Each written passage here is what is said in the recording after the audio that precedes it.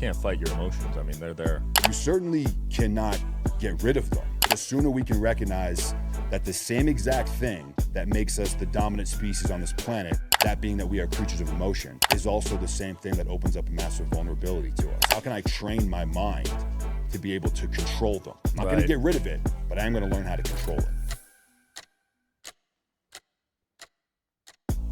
All right, guys, Green Beret Nick Lavery here. First Green Beret on the show. Thanks for coming on, man. Thanks for having me, bro. Yeah, I'm honored. And you're still active. Still active. That's the first active member I think I've had too. Okay. 1,000 episodes. There you go. 2 birds, 1 stone. Yeah. You've been at it for a while now, right? Coming up on 18 years. Wow. Yeah. What's the average length you think that people last? Like the average career length? Yeah. In the military, it's probably something like 6, 7 years would be my guess. Yeah. A lot of people come in, they do like a quick kind of 4 or 5 year contract and then call it a day. And then you got some that go, 30 plus years. If I were to guess, I'd say, probably like 6, 7 time frame. You want to hit that 30 plus? No, I don't think I'm going to go that long, brother. Yeah, man. I mean, at this point, I'll go to 20, which is the amount of time you need to serve to be able to retire with full benefits. Got it. That's right around the corner for me. So I'll go to that point for sure. And then really the only question is how much longer do I stay in beyond that, if at all? Yeah. Do you feel like the age is catching up a little bit? Not really. Really? No, not really. I mean, my job now in the military is in a leadership position. My time on the teams, doing the running and gunning stuff, that ended for me about a year and a half or so ago. Got it. So age-wise, I feel great. And as much as I love what I do, it's a privilege to get to do what I do, period. Right. With the stuff I'm doing on the side and my entrepreneurial stuff, the more I do that, the more I'm falling in love with it. And the more curious I am to see what that looks like when I just drop the hammer and kind of go full in on that. So I think that's probably what'll be the catalyst for me to get out, is so that I can shift full steam into the other stuff. Yeah, and we were talking off camera about the purpose of, because a lot of guys retire and then they get lonely, depressed, but having a business to fall back on is really important, right? I would say that assuming it's something that you have a passion for, which I'd say is a theme and a recipe for success as an entrepreneur, is a true love of that game, it will likely is not going to fill that void of being a soldier, a service member, a special operator, but I think it gets you close, where it gets you up in the morning, you're fired up, you're ready to go to work, you got the energy and the desire and the motivation to go win the day. Right. So I think that can at least help those transitioning from military service into their next chapter. I love it. Yeah, talk to everyone about the business. What exactly is it and how did you start it? Precision Components is the name of the company. We started it, I guess, officially in 2021, I'd say. 2022 is when it really kind of became more operational. It's a service company. We do training and consulting, mostly in the arenas of leadership, resilience, performance mindset, team building. And, it's wild to just kind of look up and look back and around and going, man, how the hell did we do this? And seeing some of the clients we serve, like Fortune 100 companies, professional athlete organization. I mean, it's really been remarkable. That's cool. And yeah, it's an exciting ride. We're still very much babies in the space, but it's moving faster than me and my team can really keep up with. That's incredible. Good problem to have. Great problem to have. So these companies, they need some mindset help. That's the thing. I would say that's a common theme. Yeah, is mindset, which is ironic because a lot of these organizations we work with and people are successful according to just every metric you could think of. Yeah, Fortune 100 is like, multi-millions. So they got all the numbers and data that shows that they know how to perform, they know what works. But when you can help them flip a switch into a new gear mentally and see them adopt those principles, which are a lot is garnered from my time in the military and within the special operations community. Right. You start to pump that and translate those themes and methodologies and tactics and tools into a way that's absorbable by a business person or an athlete. And they put that into practice. Man, you just start to see their productivity just start to skyrocket. It's wild. I love that. Were you born pretty mentally strong growing up, or did you inherit most of that from the military? It's a good question. I would say that the foundation of that began being developed for me as a young person, like real young, like 4 years old. Whoa. My background, of growing up, I was the new kid in the school every year, all the way up until eventually I got to college. So picked on, bullied, struggled socially. I mean, kind of all those cliche Really? Because you're a big examples. Yeah. So it's kind of ironic. People hear that from me. They're like, no, that doesn't make any sense. I'm like, no, it's true. I was a scared, insecure kid. That's what I was for a long time. And that's really where my resilience began to be developed. And a lot of that's the result of being put out into a world of suffering and getting your ass kicked, sometimes physically or just figuratively. And then coming back into an environment fostered by both my parents of love and compassion, where they gave me guidance, but they didn't overly protect me. They didn't create this like force field around me. They gave me some mentorship and they shoved me right back into the game. And when you do that back and forth, like conditioning with anything, that starts to build. It wasn't something that I really recognized I had in me as part of my character and personality traits until I got into the military and started operating as a Green Beret. And then I was building upon a foundation that was really already there. I just didn't really know about it. Right, because you're witnessing a lot of people dropping out. You're still hanging in there. So you probably thought you were different then. Yeah, at that point, it starts to be like, maybe I do have something here. Maybe this is a good fit for me because of, X, Y, and Z. Yeah. Why were you moving around so much growing up? My parents struggled financially, and they were just in the grind. 2 young parents. My father had me, he was 20. Wow. My mother was 21, so they're a couple kids. And now they're parents of 2 kids. And trying to doing what it took to keep food on the table and keep a roof over our head, kind of bouncing from job to job, while also trying to find their purpose in life and their passion, and like balancing those 2 things, which is a really hard thing to do when you got little humans that are looking at you for their survival. So a combination of both those things. And so, yeah, it was a struggle, but I look back now with just an enormous amount of gratitude for having grown up like that. Yeah. Not only within those conditions, but having 2 amazing human beings that cared for me enough. I love it. There's a common theme with a lot of successful people I noticed. They have a traumatic childhood. Right. It seems to be like kind of, I don't know, I wouldn't say recipe, but like there's a common theme there. You see it within special operations community. You see it within the intelligence communities. You see it within a lot of different genres of organizations. And the way oftentimes it's quoted is, and this is by professionals, by doctors, we'll say, you're looking for the person with the right amount of trauma.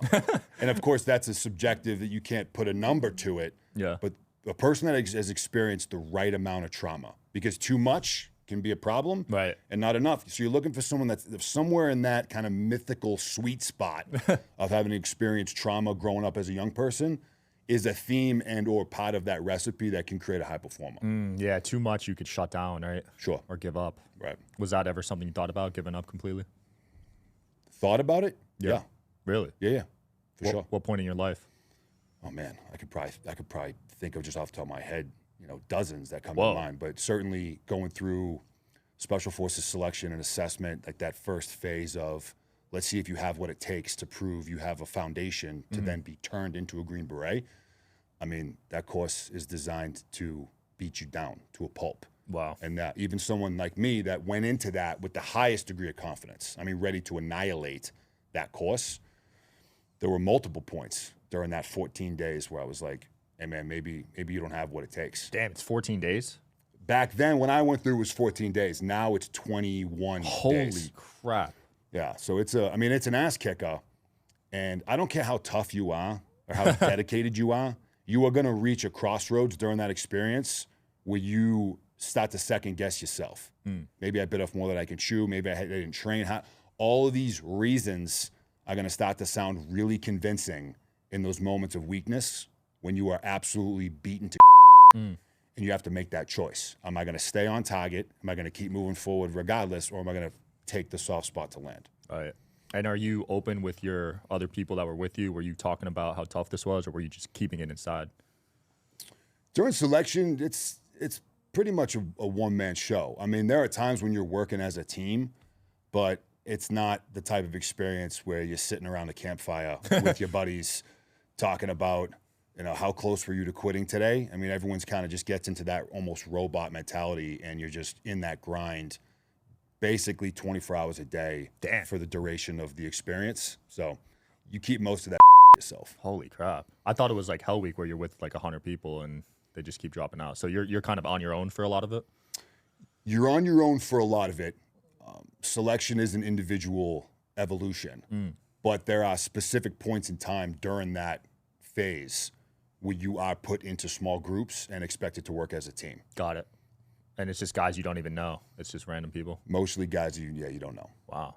Yeah. So I wonder what percentage of people made it through that. That sounds really intense.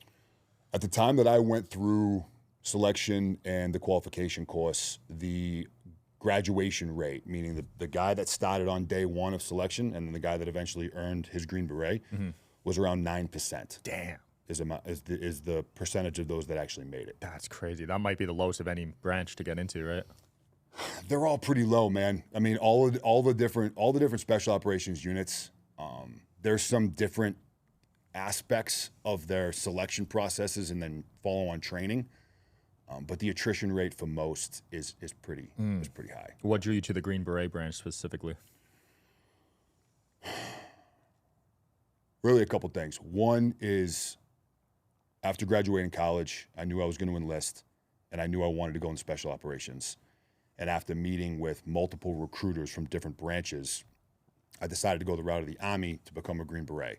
And they offer what's known as an 18 X-ray contract option, which gives guys off the street the chance to bypass serving in the conventional Army and going straight into the Special Forces pipeline. So it was the speed in which I could get to the tip of the spear that I really needed to get to. That enticed me. But then also, once I started doing a little bit of research into what the Green Berets do, because I really hadn't a clue. And I'd seen John Rambo and John Wayne, but like I really didn't know. I started to research, what do SF teams do? And our primary mission set, that being unconventional warfare, when you start to unpack that a little bit, I was enticed by that. Got So it. it was the mission and the speed in which I could get to the mission. Got it. So you guys are mainly undercover, like secretive missions? Is that how it works? No, that's a common kind of misconception. Now, there are times, really within any special operations unit, where you will be asked and forced to operate in a low visibility type environment. Green Berets are built specifically to work with and through indigenous personnel. And those are the two key words. That's the differentiator of Green Berets and the other special operations units, is we are designed to work with and through others. Meaning that we need to be ass kickers ourselves. You take a 12-man team, they need to be highly capable of going on target, kicking down doors, shooting bad guys in the face, doing all the movie guy stuff, right? But what really makes us successful is our ability to advise, influence, teach these different skills in a foreign language to others to enable and empower them to go do the things that we need them to be able to do. Got it. What's going through your head on that first mission when you get sent out? Oh, man. Drinking from a fire hose. Really? Yeah, it's overwhelming to a degree, you know, when you kind of have this vision of what it's going to look like when you finally get into Afghanistan, in my case, my first deployment.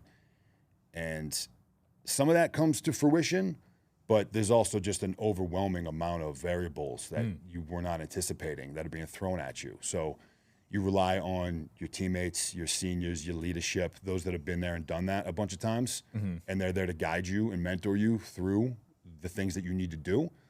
So it was amazing. It was challenging. And it was in that moment on that first time over there that I fell in love with this business. Whoa. My intention, Sean, was to come into this lifestyle, serve the minimum contract possible. 4 years, right? It was going to be 5 for me. Okay. 5-year contract, get to the tip of the spear, kick some ass, get some payback for 9/11, and then get out of the Army and figure out what I want to do with the rest of my life. That was the plan. And when I got over there for the first time and I actually started doing the work, everything shifted for me. Whoa. I was like, whoa. Not only do I not want to do anything else, but I can't even imagine doing anything else. And that's where the whole game changed. It was no longer a job. It was no longer this lily pad to kind of jump off to the next thing. It not only became a profession for me, but it became a lifestyle. Wow. So you felt really aligned with your purpose. 100%. That's interesting. Yeah. Because I would have thought like you'd be nervous, you'd be scared that first mission, but Plenty of that as well going on. I Right. mean, it's an emotional roller coaster, you know, and I'm glad you bring up scared because it's something I really love to talk about. It's very easy to look at special operations personnel, SEALs, Rangers, Green Berets, Delta Force, choose your unit.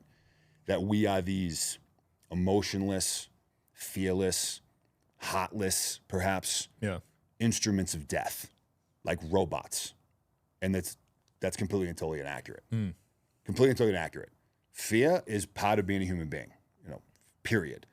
What makes special operators unique is the ability to control those emotions. You don't get rid of them. They're present, but it's your ability to regulate them, to take them at times, recognize the emotion you're experiencing, compartment it in order to make logical decisions. Right. So was I scared? Absolutely.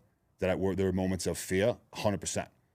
But through training and repetition and guidance from those around me, you learn over time how to take those in and then still be able to operate with objectivity and with logical decision making. Right. Yeah, I'm glad you put it that way because you can't fight your emotions. I mean, they're there. You can't just put them to the side. You certainly cannot get rid of them.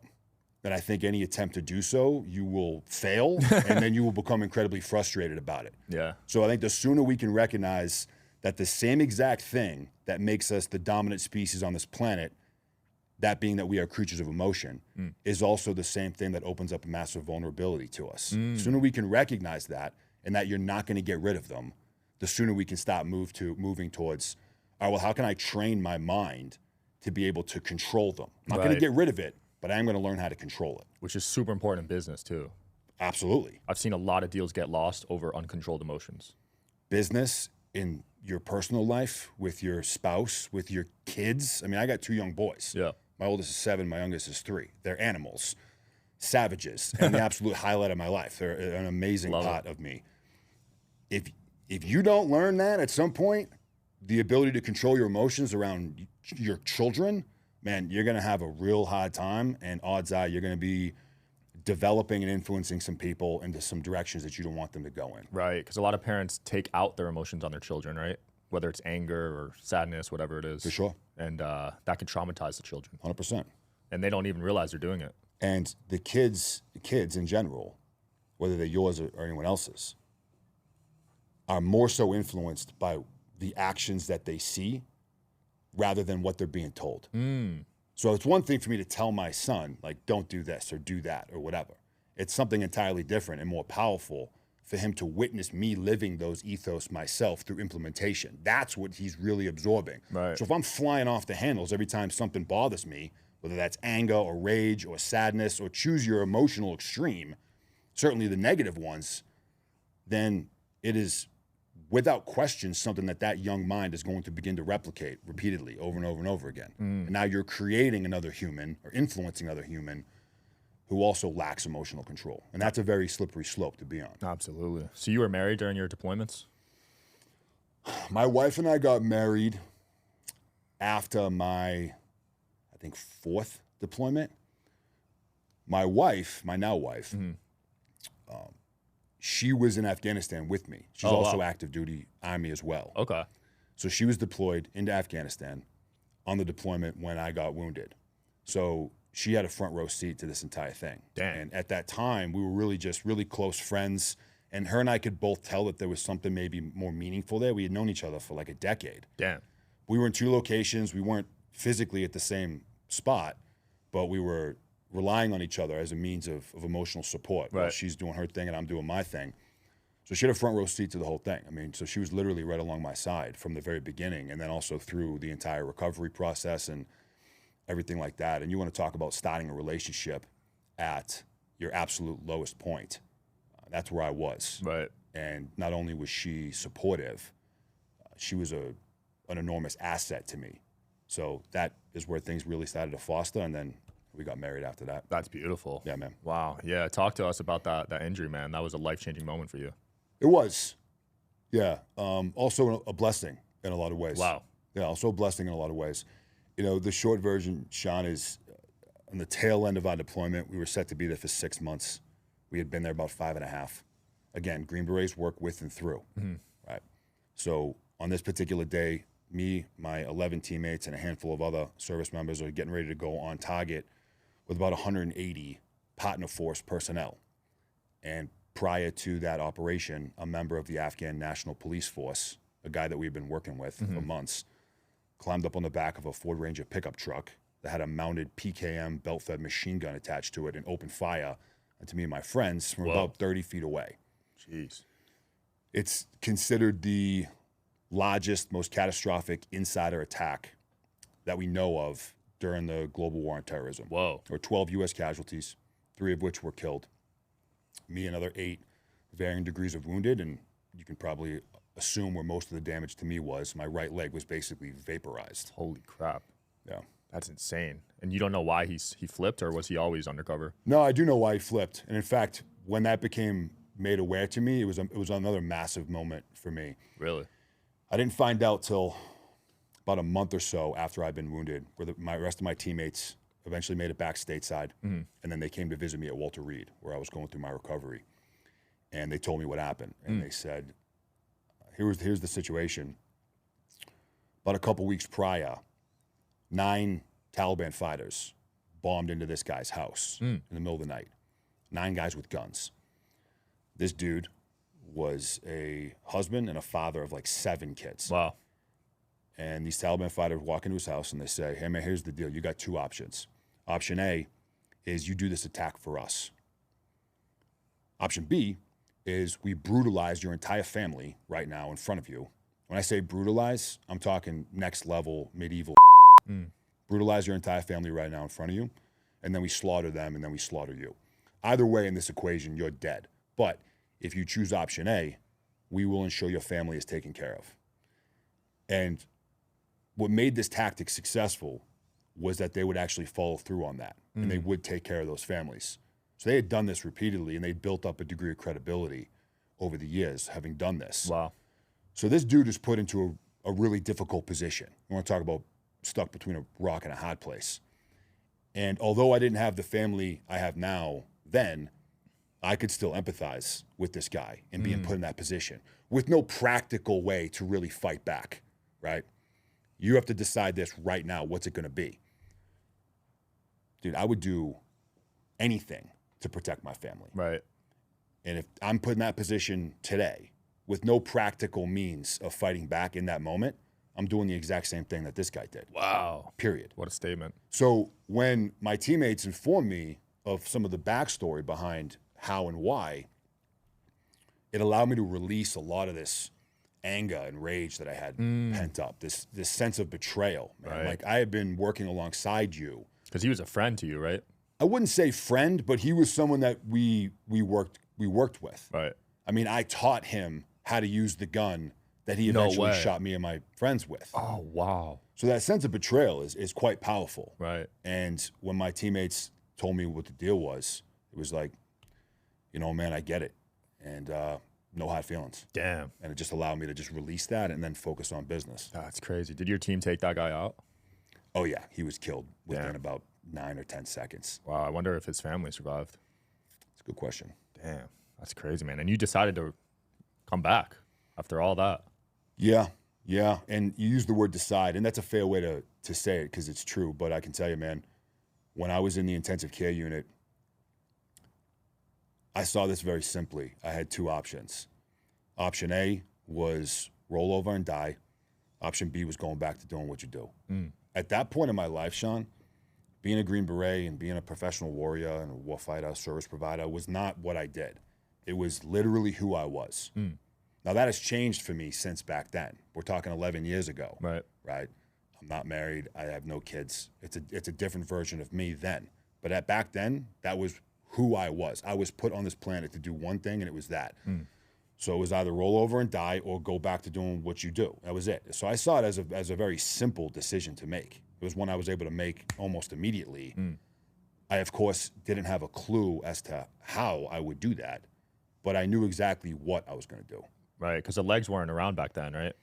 The what? Like the legs, the metal legs you have now? The prosthetics? Yeah. No, they were around. Oh, they were? Yeah, actually, the leg I'm wearing right now is very similar to the very first one that I was given when I was at Walter Reed now 12 years ago now. Oh, okay. Yeah. So they gave that to you and you were able to walk on it right away?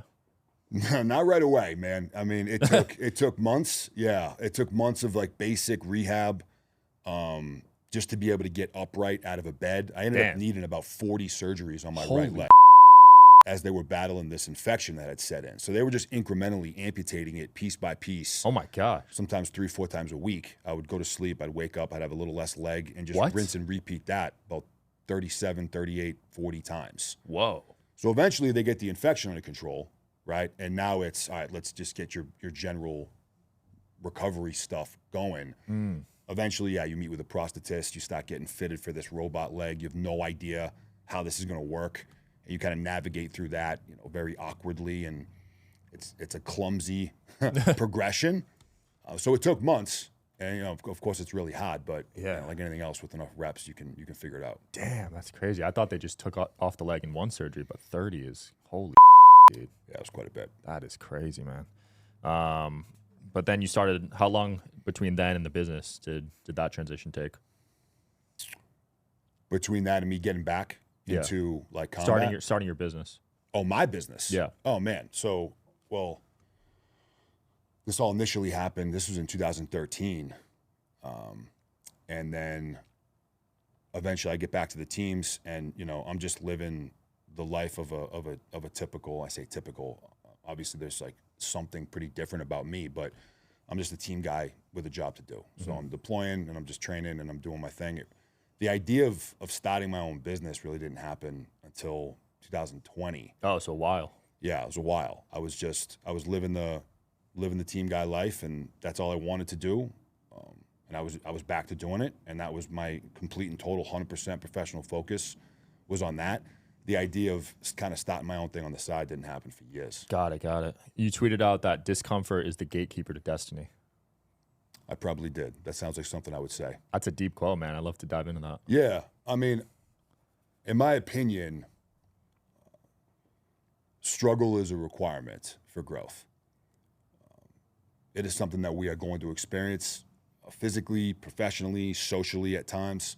I have another expression I like to throw around, which is the size of the struggle is commensurate with the size of the goal. As much as we would like to have this massive goal with this huge win, and the journey to get there being without discomfort and without suffering is almost certainly never going to happen. Right? There are those like unicorn experiences that are the exception to the rule. You win the mega lotteries, and overnight you're a multi-billionaire. Right? That's the exception to the rule. Right. The rule is you must suffer, and to what degree you are willing to struggle and the amount of discomfort you're willing to put yourself through is going to be directly correlated with the size of the victory at the end of that game. Wow. I love that way of thinking, because people, like you said, they want this massive success, right? Whether it's financially, health, or whatever, but they don't realize what it takes. No. I mean, not only do very few realize what it takes, very few realize, in my opinion, the amount of capability and capacity is within them right now. Like, many think that they're operating at like 90%. Like I'm pushing it almost to the absolute extreme. When in reality, I'd say it's probably closer to like 50. Really? Like, you barely know how much you have inside you right now. There may have been moments where you've gotten a glimpse of it. Most people barely know a fraction of what they're truly capable of. And I can tell you, I use me as an example, man. As a two-legged guy, Sean, I have a lot of accomplishments that I'm proud of. Plenty of. I played football in college. I got selected to be a Green Beret. I was the honor graduate of my qualification course. A lot of these accolades as a two-legged guy. To do those things took a lot of hard work and discipline and resilience and consistency and all these things. It wasn't until I was met with this traumatic event of losing my leg, setting my sights on doing something that was seemingly impossible, and then begin moving towards that with this ferocious obsession of having to make it, that I realized I had an entire another level, multiple additional levels within me already to tap into in order to start making something like that real. And it's not like when I was in the hospital at Walter Reed, some like mad scientist showed up and rammed a metal spike into the back of my head and uploaded another degree of work ethic or discipline or resilience or mental toughness, right? It was literally there the entire time. It just took a obsession to do something, and that being something that was really difficult to accomplish. Right. You couple those two things together, and you find out you've got not only another gear to shift into, but probably multiple. Dude, I agree 100%. 50% is pretty low, I'd say, but I could see it.